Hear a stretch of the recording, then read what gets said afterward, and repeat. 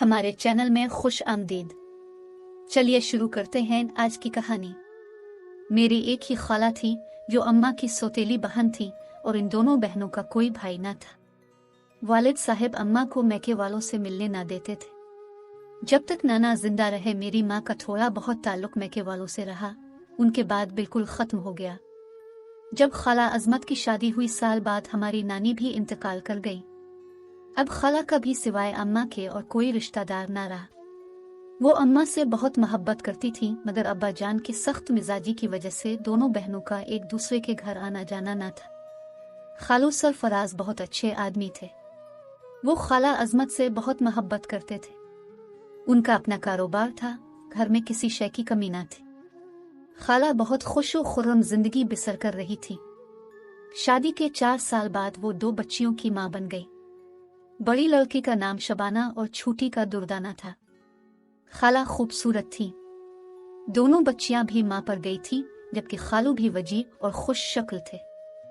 खाला की जिंदगी के इब्तिदाई साल अच्छे गुजरे, फिर जाने क्या हुआ कि खालू कुछ बुरे दोस्तों की सोसाइटी में गलत रास्तों पर चल निकले।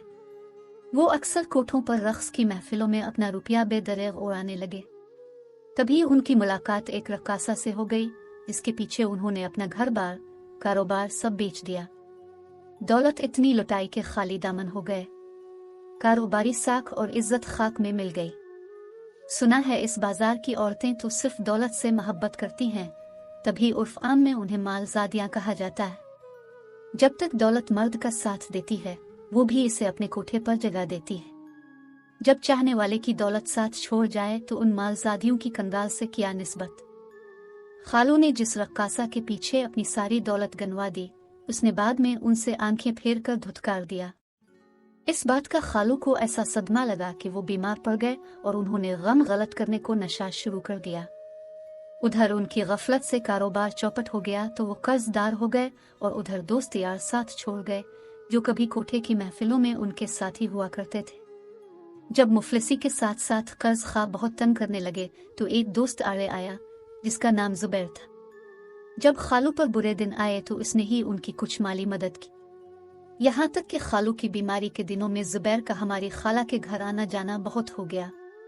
इन दिनों खाला के हालात इतने खराब हो गए थे कि घर में 2 वक्त की रोटी के लाले पड़ गए। जुबैर ने खाला को बाकायदा खर्चे और राशन वगैरह के लिए कुछ रकम देनी शुरू कर दी और खालू का इलाज भी कराने लगा। इंसान की नीयत का कुछ पता नहीं होता, ये एक छपी हुई चीज होती है। खुदा जाने पहले से इसकी नीयत बद थी, अब बाद में खराब हो गई। इलाज के बहाने वो खालू को हेरोइन का नशा देने लगा।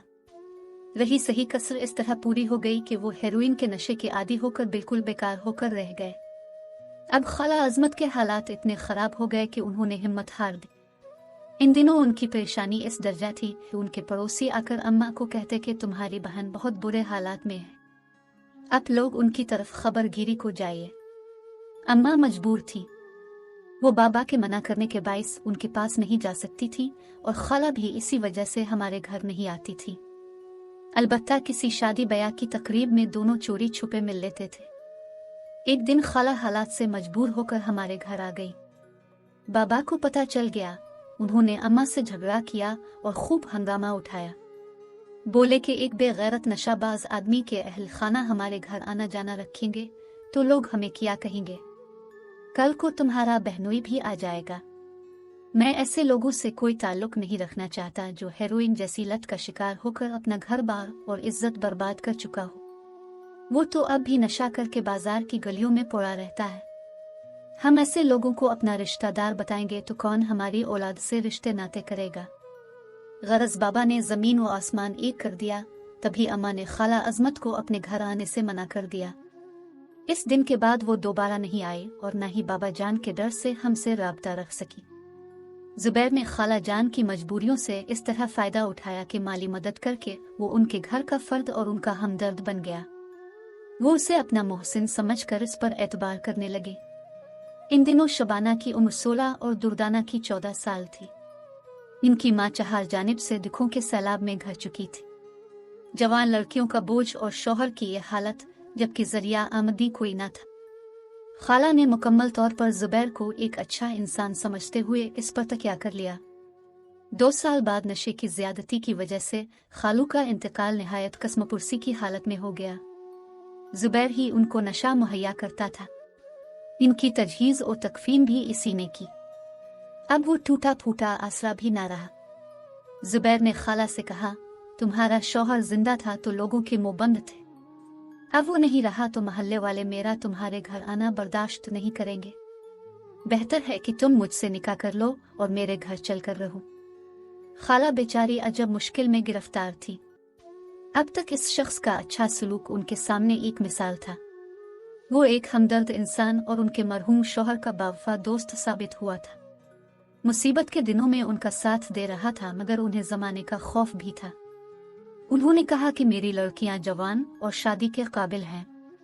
इस उम्र में जबकि उनकी शादी के दिन हैं, अगर मैं निकाह कर लूंगी तो लोग क्या कहेंगे? मेरी बेटियां क्या सोचेंगी कि माँ हमें दुल्हन बनाने की बजाय खुद दुल्हन बन गई। जब तक तुम खुद किसी मर्द का तहफ्फुज हासिल ना करोगी, तुम्हारी बेटियों की शादियां अच्छे घरों में नहीं हो सकती। जमाना बहुत खराब है। तन्हा औरत किस तरह उन फराइज से बगैर सहारे ओहदाबारा हो सकती है? जरा ठंडे दिल से सोचो, मैं कब तक तुम्हारी इमदाद करता रहूंगा? इस तरह समझा बुझाकर जुबैर ने उनको शीशे में उतार लिया और बकौल खाला झूठा सच्चा निकाह भी कर लिया। निकाह से पहले खाला ने किसी तरह अम्मा से मुलाकात की कोशिशें की थी, मगर बाबा के डर से मेरी माँ उनसे मिलने ना गई। कहलवा दिया कि निकाह कर लो, अच्छी बात है, निकाह करना कोई गुनाह नहीं, इसमें डरने की क्या बात है। इस तरह इन बेचारी ने कोई राह ना पाकर जुबैर से निकाह कर लिया। खुदा जाने ये सच का निकाह था या इस शख्स का ढोंग था। वो निकाहनामा लाया, खाला से दस्तखत कराए, अपनी तरफ से 4 लोगों के नाम भी लिख लिए और फिर खाला और उनकी दोनों बेटियों को लेकर पुराने महल्ले से चला गया।